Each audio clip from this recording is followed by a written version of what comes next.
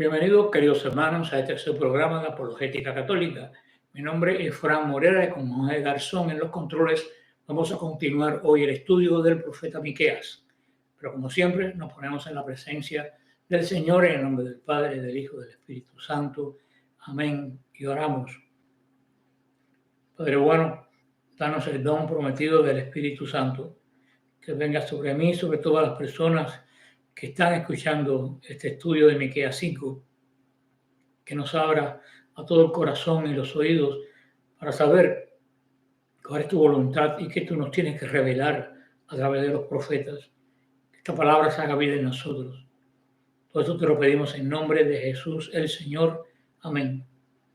María, Madre de la Iglesia, ruega por nosotros. Pues bien, hoy llegamos al capítulo 5 de Miqueas. Capítulo bien importante, porque en él se va a hablar bastante ampliamente, no tanto, yo no diría ampliamente, sino profundamente, sobre el Mesías. Va a dar un dato fundamental para identificar al Mesías de Israel.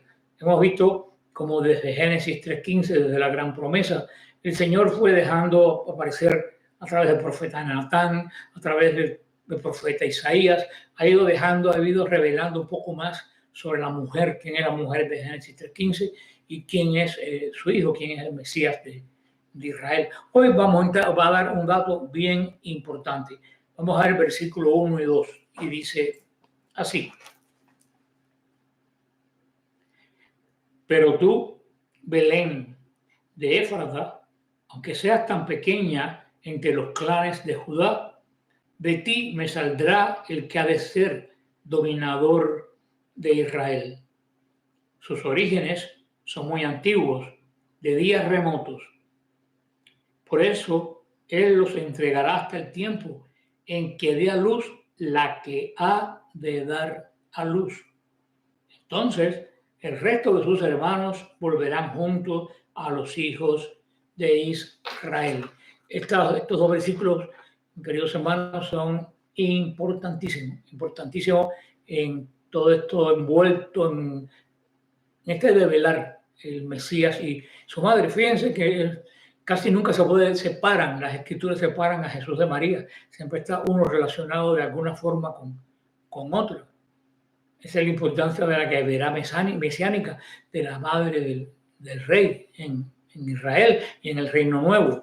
Dice, pero tú, Belén, Éfrata, que de esta ciudad va a salir el rey y el Señor de Israel.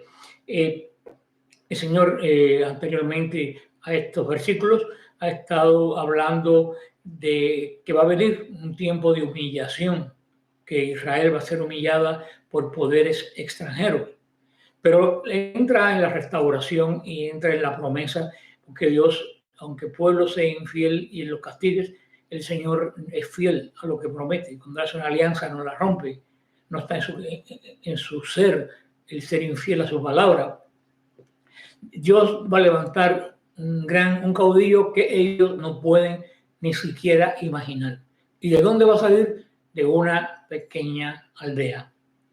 Belén era, por supuesto, bien conocida como la ciudad donde nació el gran rey David, que ha sido el rey más grande que ha tenido Israel. Sin embargo, habiendo nacido David en esa ciudad, nunca fue una gran ciudad influyente o de gran tamaño o importante. Siempre fue una aldea en esa época muy pobre, a unos 6 kilómetros de Jerusalén aproximadamente. Es también cerca uno de otro. No sé si sería la proximidad de Jerusalén, la gran ciudad, pero Belén siempre se mantuvo, ahí estaban los campos de Booz, todos los antepasados de David fueron campesinos y trilladores en esa área. Hoy en día es difícil entender cómo en esa área rocosa hubo una vez un trigal, y es porque la dominación turca que hubo en Israel hasta 1920, a principios del siglo XX, esta dominación turca arrasó con la Tierra Santa. Toda la fauna la cazaron los turcos haciendo sus grandes deportes de cacería. talaron todos los árboles para hacer el famoso tren que va hasta la Meca, y de tanto talar árboles y matar la fauna, pues el suelo se empobreció, como lo vemos en el día de hoy. Hay que hacer un esfuerzo de imaginación para saber que esos lugares hubo trigo, hubieron trigales, pero ese ha sido el destino de esta ciudad que dice Miqueas, que por ser la menos importante no va a ser grande en el sentido profético que va a tener resonancia no solo en Israel, sino en el reino de Dios venidero. Ese lugar tan pequeño, tan pequeño, tan pequeño, que casi nadie le ha prestado atención, y si se conocía era por el rey David, el Señor eligió para que el Mesías, para que el Santo de Israel naciera en ese lugar. Este otro dato muy importante que nos da las Escrituras para poder encontrar al Mesías. Va a nacer en la ciudad de David porque él es de la estirpe de David. Recuérdense la promesa que le dio Natán a David: tu trono va a estar por siempre delante de mí, va a estar seguro tu trono. Un descendiente siempre se va a sentar en tu trono. Cuando el Señor da una promesa eterna, como le dice, tu descendiente siempre, siempre, no pone límite. Tiene que ser un rey que sea sin límite de tiempo también, o sea, un rey que no muera. Por eso el trono de David va a ser eterno.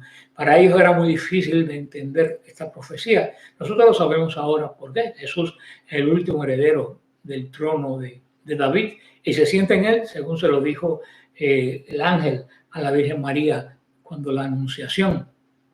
Inclusive toda la genealogía de Jesús en un momento determinado pasa por esta pequeña ciudad de Belén. Este pasaje de Miqueas 5 que acabamos de leer fue el que citaron los sacerdotes y los maestros de la ley cuando Herodes preguntó sobre el nacimiento del Mesías. Recuérdense que los magos, estos hombres importantes del Oriente, que nosotros llamamos los Reyes Magos, pues llegaron a Jerusalén preguntándole al rey, porque si venían buscando un rey, pues para ellos lo más normal es que ese rey se encontrara en el palacio. Como siempre, los hombres buscan a Dios donde no está. Los reyes magos buscaron a Jesús en un palacio y estaba en una cueva. Las mujeres buscaron a Jesús en una tumba y estaba vivo. Pues cuando estos hombres llegaron y preguntaron, que Herodes se quedó muy desconcertado. Herodes, que era un hombre lleno de suspicacia, inclusive mató a uno de sus hijos y a su mujer, porque tenían miedo o se hacía idea que le estaban haciendo complot. Hizo unas fortificaciones como Masada, como el Herodión, gigantescos para poderse cubrir en caso que se les rebelara el pueblo. Herodes vivía con mucha preocupación porque él no era judío, era de padre judío, pero de madre asmodea, y no nació en el reino de Israel. Por eso los judíos nunca lo consideraron verdaderamente uno entre ellos, y de ahí nace la suspicacia de él. Por eso él entendió de que si estaban buscando un rey, ese rey tenía que ser el Mesías. Y por eso consultó a los sacerdotes, a los que conocían de la ley. ¿Y a dónde fueron ellos a consultar la palabra de la revelación? A Miqueas, a este primer capítulo, a este quinto capítulo de Miqueas, primer versículo de este gran profeta. Como les dije, por ser pequeño de tamaño de escritura, no es pequeño en cuanto a la importancia. Belén. Belén es muy interesante. Belén en hebreo se dice Bethlehem. Bethlehem, que quiere decir Bet es casa, y quiere decir casa del pan. Bethlehem, casa del pan. Pero en árabe se pronuncia Bethlehem, que parece Bethlehem, que parece que suena igual, pero porque yo no lo sé pronunciar, evidentemente, pero hay cierta, aunque suena parecido, hay cierta diferenciación en cuanto a pronunciar estas palabras guturales. Pero en hebreo quiere decir casa del pan y en árabe quiere decir casa de la carne. Óyelo bien, en hebreo, Bethlehem, casa del pan. en árabe Betlehem, casa de la carne. Y en él nace el Señor, que busca el pan, lo convierte en su propia carne, en su propio cuerpo. Y esto yo digo, una segunda profecía de Belén, la está dando dos pueblos que no se reconocen entre ellos, el pueblo judío y el pueblo árabe. Sin embargo, proféticamente los dos están llamando casa del pan, casa de la carne, a que van a ser el que va a ser del pan su propia carne. Increíble estas sorpresas que nos da la palabra de Dios. Este era el antiguo nombre del lugar que conocían. Nosotros lo conocemos en la época de Jesús como Belén, pero también se le conoció como Éfrata. Fue bien conocido por ese título, ese es el título que le da Miqueas, Belén de Éfrata. Ese era el antiguo nombre del lugar de un lugar que los judíos conservaban y amaban profundamente. El significado de Éfrata es fecundidad o abundancia, se puede aplicar en los dos términos. Otra profecía, Jesús nace en la casa de la fecundidad, porque ¿de dónde viene nuestra fecundidad como cristianos? Tuya y mía, si no es de Belén, este pueblo tan importante y tan querido para nosotros. Estos corazones que son estériles, nunca produjeron un fruto o una flor, hasta que vino el Salvador y hizo abundante nuestro corazón, hizo fecundo nuestro corazón, sobre todo con la comunión, que es el pan convertido en carne, en su propia carne. También Belén es importante porque allí está enterrada la matriarca Raquel. Raquel, la tan amada de Jacob, murió de parto de Benjamín, y a la entrada de Belén pues está la tumba de las grandes mujeres de Israel que ha dado, es muy venerada por el pueblo judío. Esta gran promesa, más que grande, yo diría esta promesa gloriosa, la cumplió Jesús, la cumplió el Señor cabalmente. Y la voz profética de Miqueas declaró que aunque Jesús vino a Belén, no comenzó allí su mensaje. Sus salidas son desde la eternidad podemos decir pasada. La Biblia nos dice que Jesús es el alfa y el omega, el principio y el fin, en el Apocalipsis. Esto significa que desde el principio Jesús estuvo allí, nunca hubo un tiempo en que Jesús no existiera.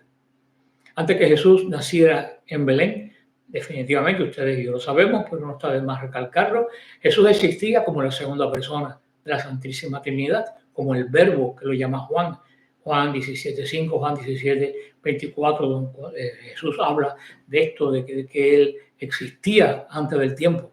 Estos pasajes nos dicen que había una relación de compañerismo, de gloria compartida entre el Padre y el Hijo, compartiendo la eternidad que han pasado juntos. El nombre de Jesús no era conocido como nombre de la segunda persona de la Santísima Trinidad. Jesús, antes de la encarnación, fue el Hijo, el Verbo, la segunda persona de la Trinidad. El nombre de Jesús lo adquiere Jesús cuando se encarna en el vientre de María. Y qué hermoso, vuelve el santo nombre de Jesús, que tanto reverenciamos, tanto católicos como no católicos, donde toma ese nombre, la segunda persona de la Trinidad, en el vientre de María. María es el vientre del nombre santo de Jesús. Porque es en ese momento, cuando Él se hace hombre como nosotros, Dios no necesita de nombre, porque Dios hay uno solo. Los nombres se ponen para identificarnos. Y a Dios, si hay uno solo, no hay que identificar a Dios. Pero cuando Jesús se encarna, sí se convierte en un hombre Dios, pero un hombre como tú y como yo. Entonces sí, ese hombre, ese Dios encarnado, ese hombre necesitaba un nombre para diferenciarse del resto de su familia, de sus parientes, de sus coterráneos, para que supieran quién era Él a la hora de mencionarlo, hasta poner el nombre en la cruz, en lo alto de la cruz. Pero tenemos que tener siempre en claro que Jesús es preexistente, es el Hijo eterno de Dios. Antes de Belén, Él fue el creador absolutamente de todas las cosas, como lo dice Colosenses 1, 16 y 17. En el Antiguo Testamento Jesús apareció, Dios hecho visible, también se le llamó el ángel del Señor. Hay muchísimos casos en el Antiguo Testamento donde se muestra que las personas han tenido un encuentro con el Señor. Eso lo vemos en Génesis 16, 7 al 13, en Génesis 18, en Génesis 32, 24 al 32, Josué 5, 13 y 15, Jueces 6, del 11 al 24, Jueces de nuevo 13, del 8 al 24, Daniel 3. En esto ha sido manifestaciones de Dios, y esto lo hablaron los padres, ya lo han hablado los padres desde los primeros siglos. Algunos padres han llegado a esta conclusión a la cual yo me adhiero. El Padre Eterno no iba a estar en esos andurriales de Israel hablando con hombres de ese pueblo que se ha escogido por él. El Padre trasciende la creación. Como nos dice Colosenses, todo fue hecho a través de la palabra. O sea, todo fue hecho a través de la segunda persona de la Trinidad. Si todo fue hecho por la Trinidad, por la segunda persona de la Trinidad, cuando esto se descompone, ¿quién tiene que arreglarlo? Por la misma persona que fue creado, por la segunda persona de la Santísima Trinidad. Y aquí vamos a entender algunas cosas de la palabra de Dios. En este caso particular, cuando se está hablando de estas apariciones, quien se aparece, quien habla con estas personas, es Dios, por supuesto que es Dios, pero no es el Padre. Quien se relaciona con Israel es el Hijo, es la segunda persona de la Santísima Trinidad. Por eso, ¿cómo llama Israel a Dios comúnmente? Lo llama Adonai, y Adonai quiere decir Señor. ¿Y cómo le decían a Jesús también en esta época? Y le decimos todavía, Señor, Señor. Y esto es como una anécdota o un ejemplo muy fácil. Si, por ejemplo, tú compras un refrigerador, una nevera para tu casa, y esa nevera tiene garantía pues, 1 año, qué sé yo, 2 años, lo que sea, y la nevera se rompe, ¿a quién tú llamas? Tú llamas a quien te trajo la nevera, tú llamas a quien te proveyó la nevera, para que él mismo que te la proveyó te la arregle. Así pasa con muchas cosas que tenemos en el hogar. Por eso, si el mundo se hizo bueno y el mundo se desarregló, ¿quién es quien tiene que venir a arreglarlo, a componerlo de nuevo? La misma persona por donde él y por el medio de quien fue el mundo creado. O sea que quien batalló con Israel, esto es una hipótesis, pero yo la veo con mucho sentido común. Sé que quien batalló con Israel todo este tiempo fue la segunda persona de la Santísima Trinidad, encarnado en el vientre de María, llamado después Jesús. Por eso que cuando le preguntan a Jesús, muéstranos al Padre, Jesús le dice, pero llevo tanto tiempo entre ustedes. Con los discípulos llevaba 3 años, no era tanto tiempo. Está hablando con el pueblo judío, llevo tanto tiempo manifestándome a ustedes. Y tú me dices todavía que te muestre al Padre. Porque en cierto sentido está diciendo, aquel a quien ustedes llaman Padre, es a mí. Al final los 3 son uno solo. O sea que este es un tema fascinante para profundizarlo, pero hoy no tenemos tiempo para entrar en eso. Definitivamente pueden estar en desacuerdo conmigo. Esto no es un dogma de fe ni nada. Esto es pura especulación, podríamos decir, bíblico-teológica. Pues el Señor Jesús en Belén nos va a mostrar que, primero, ante todo, nos va a mostrar su gloria. El hombre por primera vez va a poder contemplar el rostro de Dios. Y eso ocurre en Belén. Esa es la importancia de Belén. Cuando nosotros vamos en peregrinación, cuando bajamos a la gruta donde nació Jesús, yo se lo digo, en este lugar ocurrió algo que jamás el universo había oído. Nunca. ¿Qué cosa? En este lugar, en estas piedras que todavía están aquí, oyeron llorar a Dios. Por primera vez. ¿Cuándo oyeron llorar a Dios? Cuando el niño recién nacido, pues como todos los niños que nacen, lloró. Ahí los pastores fueron, adoraron, se manifestó la gloria de Dios a los humildes de Israel, a los que velaban. Ellos oyeron el cántico de los ángeles, cosa que nadie había oído. En ese cielo de Belén cantaron los ángeles. O sea que esta es una ciudad, por lo menos para mí, es una ciudad tremendamente entrañable. La ciudad de Belén. He estado tantas veces y casi por los últimos años que hemos estado viendo, nos estamos quedando no en Jerusalén, que nos quedamos a dormir en Belén, que está bien cerca de Jerusalén, porque para mí es el lugar, después de Jerusalén, es el lugar más hermoso. Y yo diría, más allá de Jerusalén, porque el Jerusalén te impresiona, Jerusalén te aplasta con esa solemnidad de la cruz, como que te cae encima Jerusalén de temor de Dios.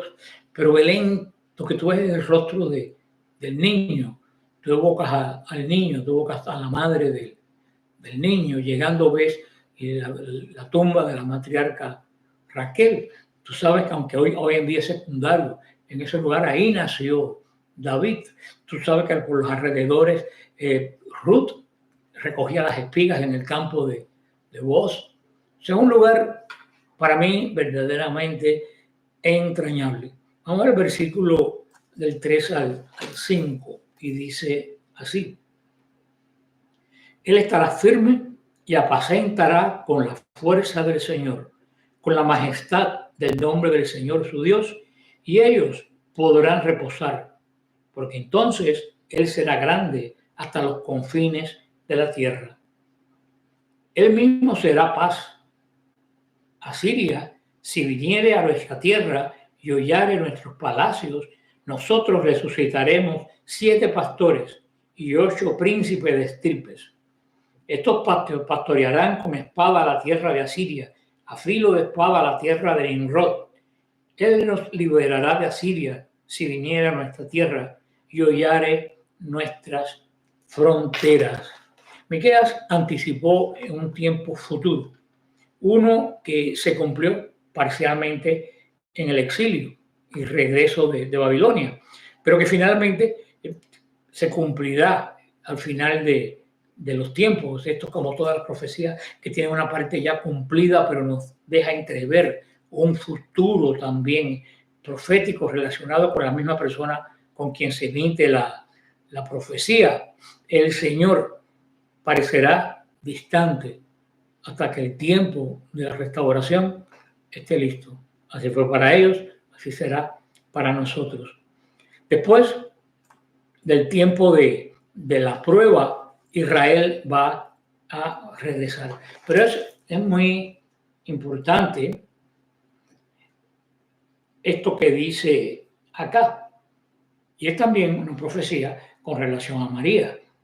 Siempre hay profecía de Jesús relacionado con María, donde dice: por eso Él los entregará hasta el tiempo en que dé a luz la que ha de dar a luz. Fíjate lo que dice Miqueas 2. El Señor va a entregar a la humanidad representada en Israel a una esclavitud espiritual y física en el caso de Israel, pero eso va a tener un límite. ¿Quién marca el límite? Dice que ese límite lo marca cuando la que tiene que dar a luz dé. Hermanos, si estamos hablando de toda esta profecía relacionada con el Mesías, ¿quién es la que tiene que dar a luz que menciona Miqueas junto con Jesús? Es María. Aquí pone María como límite, como símbolo de que la tierra se reconciliarán todas las razas de la tierra. Cuando dice que todo esto va a tener lugar cuando aquella que tiene que dar a luz haga este acto para el Mesías. Ahí comenzará la conversión, la unión de todos los pueblos de la tierra. Ya no solo será bendito el pueblo de Israel, sino que a través de Jesús y de ella que nos proveyó el Mesías va a sernos un pueblo de bendición hasta el día de hoy.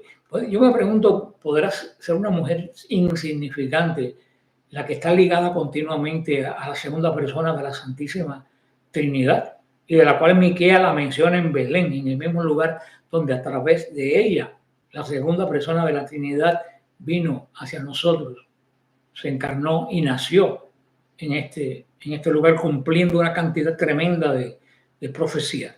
No sé cómo las personas que hacen estos. Yo he buscado estudios protestantes y en cuanto estudian a Miqueas 5 no mencionan para nada.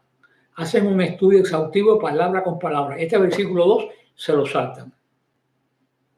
Para mí eso no es ser sincero, eso es engañar, porque cuando no entienden algo o cuando lo entienden muy bien y saben lo que quiere decir, lo saltan. Ni ellos lo aprovechan, ni lo aprovechan los demás. Para mí esto es una gran maldad. Pero sigue diciendo en Miqueas, la grandeza del Señor de Belén, Señor con esa mayúscula, llega a ser la posición de su pueblo. Ellos van a morar seguro. ¿Por qué? Porque ese hijo nacido en Belén va a ser la grandeza de Israel y la reconciliación de la humanidad. Y dice que ese va a traer paz. No es solo que el Señor de Belén traerá paz, el Señor de Belén es paz. Como Pablo escribe de Jesús en Efesios 2:14, Él es nuestra paz. Como es el título que le va a dar el profeta Isaías, príncipe de la paz. Miqueas habla también de ese título. Él va a ser nuestra paz. Ojalá con Dios ustedes puedan visitar a Belén también y ojalá que lo hagan conmigo. Ojalá que el Señor dé paz a esas tierras, que el príncipe de la paz interceda por esas tierras para que pueda llevarse este mensaje tan hermoso de caminar y sentir estos lugares por donde Jesús pasó.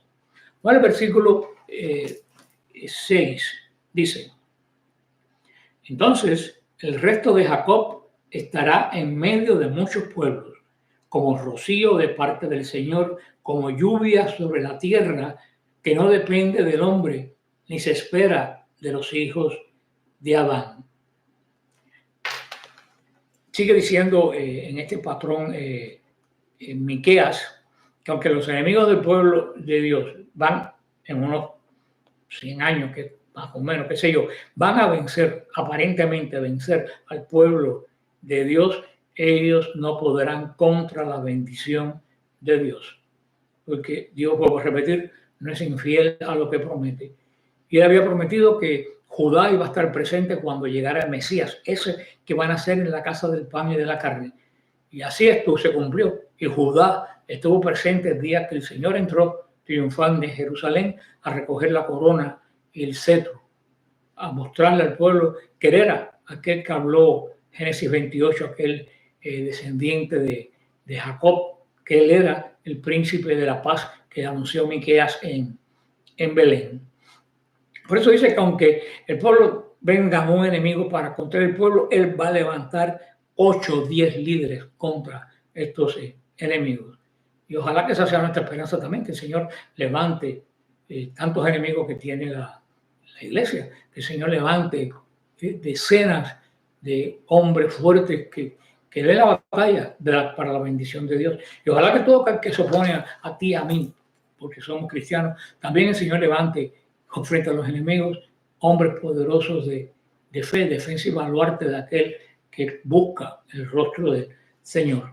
Bueno, el versículo 7 y 9, y dice: el resto de Jacob entre las naciones, en medio de muchos pueblos, será como un león entre bestias de la selva, como león joven entre rebaños de ovejas, que si pasa y patea y desgarra, no hay quien la libere. Que se alce tu mano contra sus adversarios y sean eliminados todos tus enemigos. Aquel día, oráculo del Señor, te quitaré los caballos que tengas y destruiré tus cascos. El remanente de Jacob, siempre recuérdense que se habla de un remanente, que aunque todo parezca muy malo, muy podrido en el primer pueblo de la alianza y en la segunda pueblo de la alianza, que es la iglesia, aunque todo parezca decadente, aunque todo parezca una casa de locos, siempre el Señor tiene un remanente que permanece fiel. Y de ese remanente que pertenece fiel en el medio de toda esa locura, el Señor saca a los nuevos líderes de su pueblo. Yo le pido al Señor que ustedes que están viendo esta clase, y a mí, ustedes y a mí, seamos parte de ese remanente en estos tiempos tan difíciles. ¿Cómo es ser parte de este remanente? Sencillamente, siendo fiel a la iglesia, mirando a Cristo, no a los lados. Problemas por aquí, problemas por allá. No mire para los lados. Si mira para los lados, te vas a distraer. Mira siempre para adelante. Mira siempre la cruz de Cristo y detrás la cueva, la tumba vacía del Señor. Camina siguiendo las Escrituras y siguiendo la sagrada tradición de la iglesia. Pueden haber otras armas, pero la Escritura y la sagrada tradición, hermanos, es el camino seguro para ser parte del remanente. El remanente que, como en Israel, lo hay también en la iglesia, y donde saldrán los que van a restaurar de nuevo a su pueblo. El Señor lo deja claro en esto.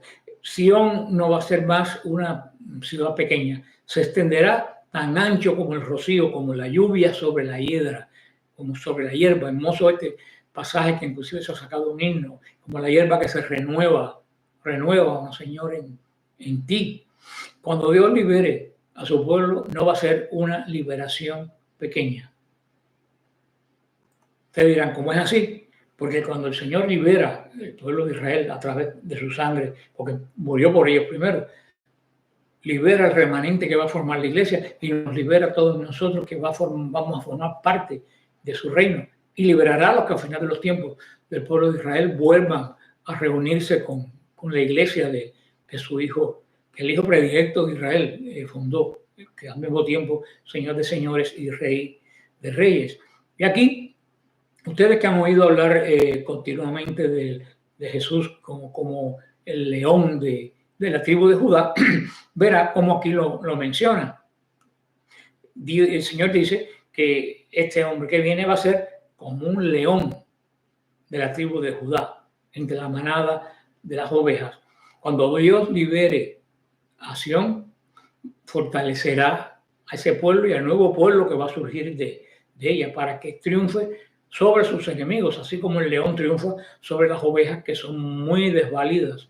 ¿No? Una pelea de un león y una oveja, es que no hay pelea, se come a la oveja. Va a decir que así van a ser el Mesías y van a ser los descendientes del Mesías. No en cuanto a devoradores de ovejas, sino gente fuerte, poderosa, y todo eso, fuerte y poderosa no con armas, sino con la fe, con la gracia del Señor, que es peor en el buen sentido que una bomba atómica. Vamos a ver lo que dice el versículo del 10 al 15, dice así: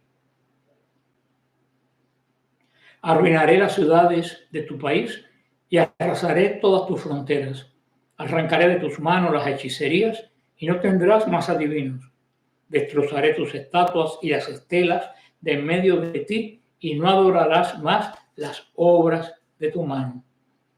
Arrancaré los cipos de en medio de ti y destruiré tus ídolos. Y con la ira y furor tomaré venganza de las naciones que no hayan obedecido. Se termina este tremendo y poderoso capítulo de Miqueas 5. En la Sión restaurada, el Señor no va a permitir ninguna de las idolatrías a las que Israel se entregó una vez. Que fue la causa de la ruina, del desastre de Israel, la idolatría. Porque teniendo un Dios que hizo un pacto con ellos fueron y se crearon otros dioses. Ni siquiera hicieron imagen de Dios. Ellos no podían hacer imagen de Dios porque en ese momento el Dios de Israel era solamente espíritu. Padre, Hijo y Espíritu Santo eran espíritus puros. En ese momento, Espíritu Santo eran los tres. Israel no podía representar a un Dios que no se había manifestado en carne. Pero Israel hizo copia de dioses de Egipto, de dioses cananeos, dioses ajenos que no le había dado nada. Y de esos dioses que Israel se hizo imagen, otros dioses, cuando el mandamiento dice no tendrás otro Dios delante de mí, vino la ruina de Israel. Y dice que Israel no va a volver a caer en eso. Y así fue Israel después de ese momento, no volvió a caer en idolatría. Israel entendió muy bien el mensaje que el Señor le dio a través de los profetas. Tarde y cuando tuvieron que pasar el largo cautiverio de Babilonia, pero lo entendieron.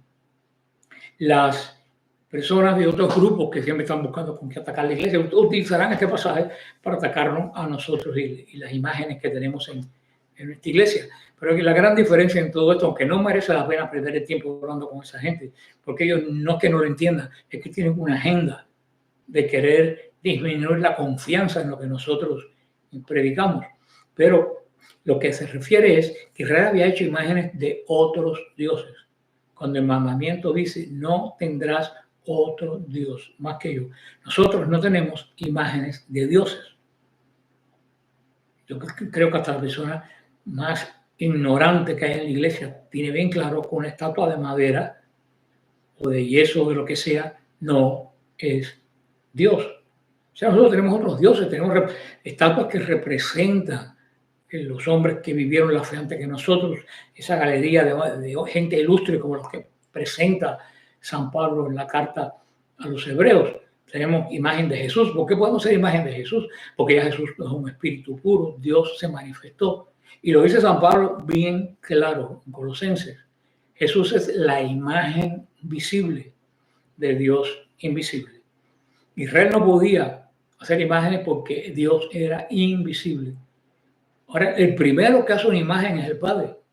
Jesús es la imagen del Padre. Jesús hace una imagen visible. Por eso que como Jesús es como nosotros, ya Jesús se ve, nosotros lo representamos, pero jamás pensamos que una estatua puede ser Dios. Ustedes, los que creen esas cosas, a veces que yo dudo de la capacidad mental de ustedes, porque ¿cómo ustedes pueden pensar que otro ser humano cree a estas alturas que una imagen es un Dios? Ustedes serán muy soberbios y piensan que los católicos somos tontos o estúpidos, pero eso no es el caso. Por eso cuando vienen a la iglesia se dan cuenta que todo lo que habían aprendido de sus pastores era una total patraña. Que nosotros no tenemos otro Dios, tenemos un solo Dios verdadero, Padre, Hijo y Espíritu Santo. El Señor habla que no solo va a cuidar la pureza de Israel, también va a cuidar la pureza de este nuevo pueblo que se levanta entre todas las naciones, que es la iglesia. Y todo esto que estamos hablando, ¿dónde va a comenzar? Con el nacimiento del Mesías en este pequeño pueblo de Belén, Belén de Éfrata. Que el Señor siempre nos dé ese deseo de Belén, ese deseo de ver el rostro de Jesús niño, ese deseo de oír cantar a los ángeles del cielo, ese deseo de la carne que primero fue pan y ahora es carne para nuestra salvación. Que el Señor los bendiga y los guarde y manténgase sobre la roca, la que está la promesa desde las puertas del infierno, no prevalecerá. Amén.